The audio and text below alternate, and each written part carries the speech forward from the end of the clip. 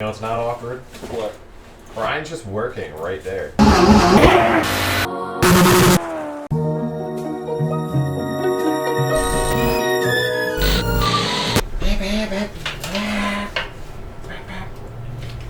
Brought printouts, but they're not really super exciting. Yeah, it smells like Italy. It smells pretty good. Oh, Did you say it smells like Italy? Yeah, dude. Is that what Italy smells like? Yeah, man. You been? No. So imagine what Italy smells like. Gives it a smell in here too. Try. Could you smell like Italy? That's what I'd imagine, right? Welcome to Daily Transmission Tangents, where you watch us talk about stuff. About random things. How was your weekend? It's alright. Actually, we shouldn't even talk about that because this is like a totally different day.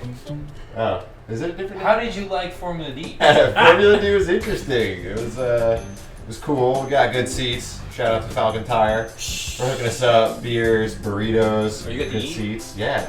I get to eat. Dude, you're missing out. Yo, Boardhouse guys, shred. Shout out to those dudes. They were super dialed. That team is insane. Watching them follow, they were just so on it. Those dudes really shred. And honestly, I think probably some of the best looking cars in FD. Yes. Agreed. But HGK with that carbon, hold on, let me double check. Yeah. That's his backup car. Is that HGK? Yeah, but you saw he got doored. I didn't get doored. Someone parked it on him and he like ran right into him. Hit the door. Dude, that Full carbon cover on. sickest car in FD. I don't know. In my opinion, that thing is full on dope. And it like doesn't really have a livery, so it's like pretty chill. What was looking. his backup car? His booth car. That's his backup car? Yeah, his other car. He's got a carbon Kevlar E92 backup That car. was his booth car that he put into the grid to go run. We put up a post on Instagram and told him to come down here, and it got like 800 comments. HGK Racing Team, you watching this? Come to the donut garage, bring that thing. What we're talking Do we actually have anything real to talk about? That thing. We do have this thing. Man. This is taking a really long time because we didn't cheap out for you guys. Starting today, we have a very limited amount of these for sale. You give a close up? I'll give a the close up on that. Look at that. I'll get a little closer. Right there's good. Look at this. Here's the beauty of it though. Laser etched Hoonigan scattered print, front and the back. Why the back, you may ask? Because we always put GoPros, cameras, and if Ken's driving or someone's driving, you'll see the back.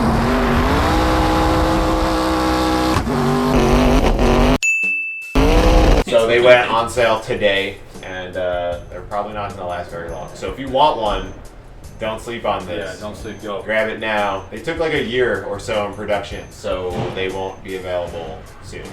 The little details they did on the actual wrap is pretty awesome. This is the first wheel that Momo's done with actual laser etching. Usually we'll do a paint or a dip or something, but the real interesting thing is on the sway they actually had on print this faux stitch on it, so it just wraps around. It's a little detail that you wouldn't notice. Yeah, it feels pretty nice, and it's pretty thick. And I love dished wheels, so this thing's dope. So when we first designed this wheel, we actually had the owner of Momo bring his like GT3 race car here. But it was before we even had the container up, and he, the container in the fence, and he whipped some serious donuts. We never used the footage, so cut to that now.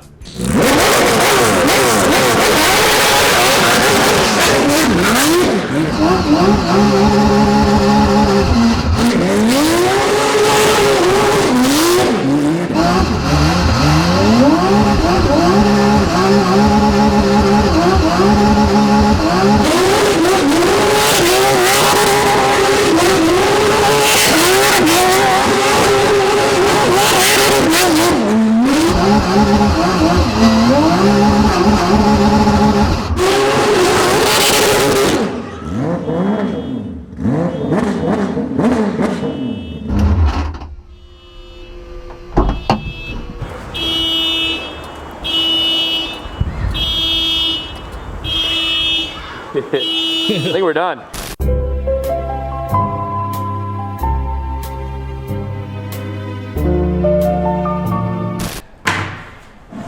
So, what do we do with these things?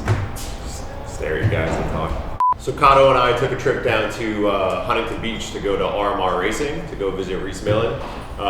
He was running our Fiat program for our Mexico portion. We took the 124 rally cars down to San Pedro Martir, which is in Baja. Both Sarah Price and Rhys Millen raced this awesome 20-mile hill climb, but you guys will see that in about a week or so. While we were there, Rhys' shop is pretty dope. He was fitting Sarah properly into the 124 rally car. So adjusting everything from seat height, distance from the pedals, adjusting the pedal box, steering wheel, paddle, shifter, location, everything. So we stopped by there just to kind of talk over some of our plans as we were going down to Mexico, and he just happened to have this really rad Polaris RZR that he's racing in the Baja 1000 this year. So check it out. Yeah, let's take a look at this thing. Do you mind if we show it on camera? Yeah, no problem. Yeah, check it out. Badass Rhys Millen chassis build UTV. We take a stock 4-seater Polaris as it comes off the showroom floor and modify it slightly. We have 16 inches of wheel travel factory, 18 rear. We now have 20 inches of wheel travel front and rear. We move the driver and passenger back 20 inches and down 10 inches lower. We have full data acquisition. We have parts that I will not even talk about that are super cool and help us do well. And effectively, this is it's an off-road rally car. Ride height is about 17.5 inches, so let's call it 10 inches higher than what a standard rally car is. But the handling and the packaging of a low center of gravity is just like a rally car. They are four-wheel drive. We're now doing speeds of 105 miles an hour. What are trophy trucks doing? Like They're probably doing 135, 140. Oh, okay. But they take a lot longer to get there, I should say. And there's advantages to both. This thing's never going to beat a trophy truck overall. But like this weekend was a super tight technical kind of goat trail. And for half of the course, these things were faster, purely because they only weigh 2,000 pounds. So yeah, they rip, super fun. Coming from a rally car background, how do you like driving a CVT transmission? You have to be patient. You have to be very linear with your throttle progression. You can't just mash it or else you're going to overheat the belt and blow the belt. But you can tweak the clutch settings, all the fingers, the way the weights come out and grab that CTV drive. How we have it set up now, we have a huge cooling duct going down into the clutching. We have big exhausts on the clutching to get the air out, which you see down in here on this aluminum box. So this goes in, packages through the tire, goes into the clutch housing, swirls through the clutches, and then comes out through this big exhaust. So that way then we can monitor belt temperature, and you basically drive off specific RPMs and belt temperatures. We did the entire 1000 race last year with no belt failures. Wow. And on the same belt. A lot of people are changing belts every couple of 100 miles. So a lot of testing, I went to Pismo with Sarah a couple months ago. Yeah. We changed 2 belts in a half hour. Okay, well we can do 1,000 miles. So. He did 1,000 miles on the same belt. We took it out to Pismo and my car just kept blowing belts. And I was like, dude, nothing to do with the driver. Nothing to do with the driver and the heavy thing she has right there. The full data dash here. Although this is a little Polaris, it really is a rally car. We can monitor everything, belt temperature here, water temperature, all your voltage, RPM, speed. Have some fun little blue lights here that are for other things that we won't talk about. Top secret race stuff. Yeah, this thing is... well, it looks pretty rowdy, man. This thing looks fun. And what do we have here? Yeah, this old gem. Man, first off, the craziest suspension setup. Yeah, this is my father's Toyota Celica that ruled Pikes Peak for 13 years when it was an all dirt road. Oh man. This car set the record in 1994 and it stayed in his name until the road started to become paved.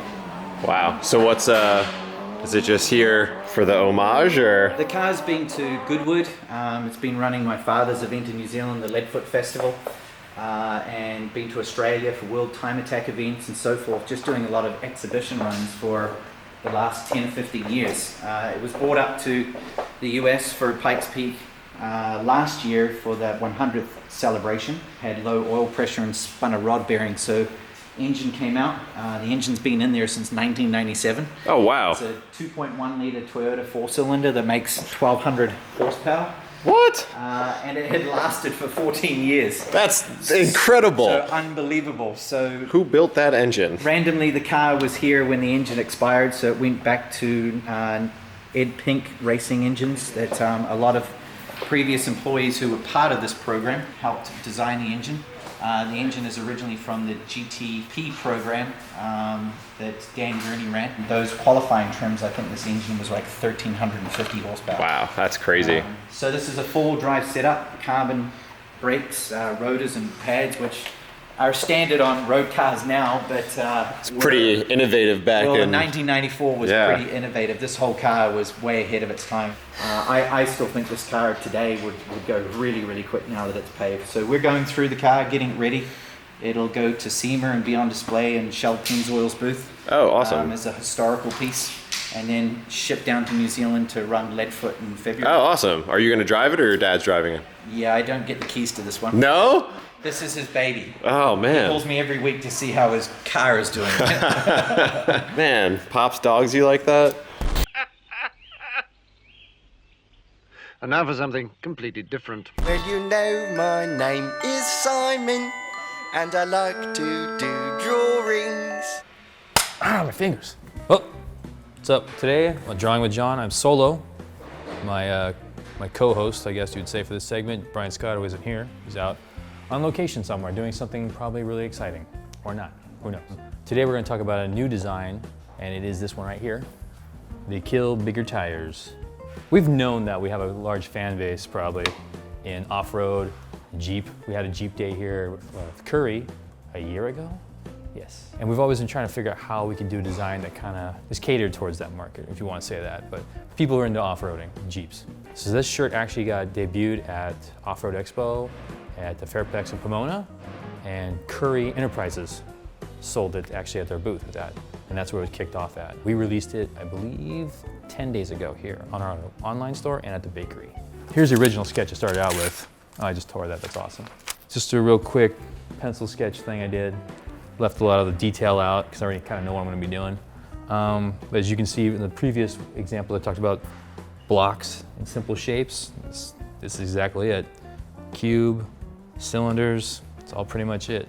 This is definitely a piece that's inspired by one of my all-time favorite artists growing up, and that would be Ed Roth, also Ed Newton, Vaughn Franco, and the Piz. So all of that's kind of through that. I mean, Ed Roth, Big Daddy, OG'd that style. Ed Newton worked on him and worked on the golden age of Ed Roth stuff. Well, when you think of Ed Roth, you think of Ed Newton's designs. And now Vaughn Franco actually worked with Roth also. And then Piz is also just trickled down to him. And Piz was a huge influence of mine also.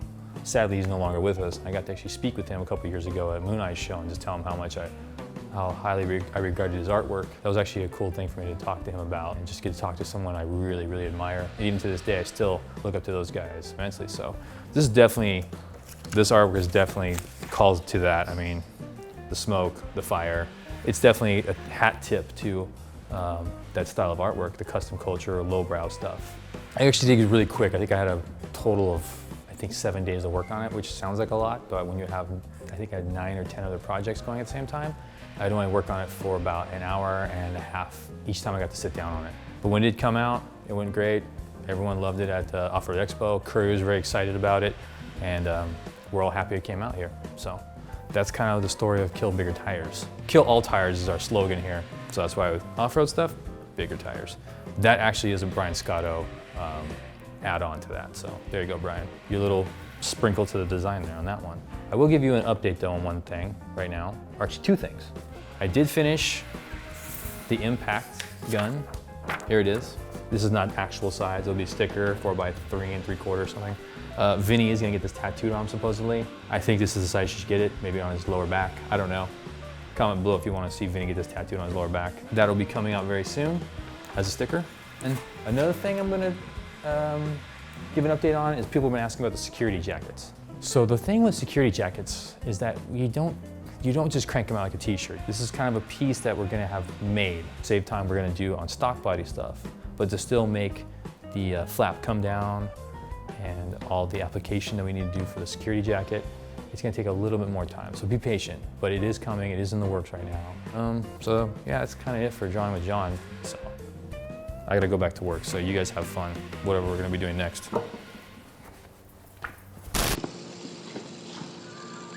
John, what's up with the 55, man? When are you gonna get that thing out to the track? Do those ladder bars. You haven't used it, and you got slicks. Slipped. I was working on the 55. Yeah, this a couple days ago, or actually just recently, and I slipped because you have to climb up in this weird, precarious way because it's so high on the ground. And I was like, just messing with the valves because I have to re-lash all the valves. Slipped. I was sweaty. Oh man! So I burned my arm on my fender well headers.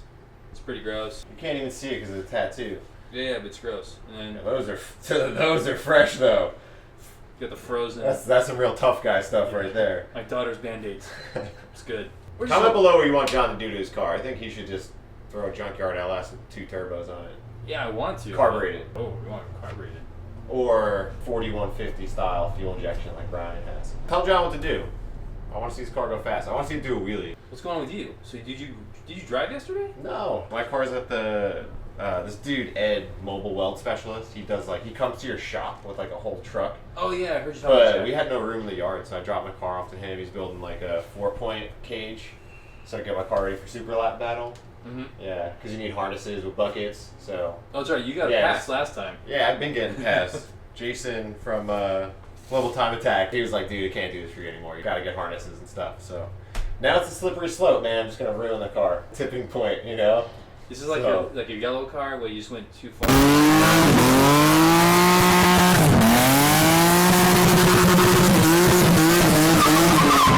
Never taking the AC out though. Race cars with AC is the way to go. Oh, okay. Never taking the AC out. Mark my words. That's it. That's all I got. All right, cool. All right, well. So, do we wrap? I don't know. No. We don't wrap this, right? Nah, we don't wrap it. We just. I gotta go do more drawing stuff. All right. You gotta go through this computer.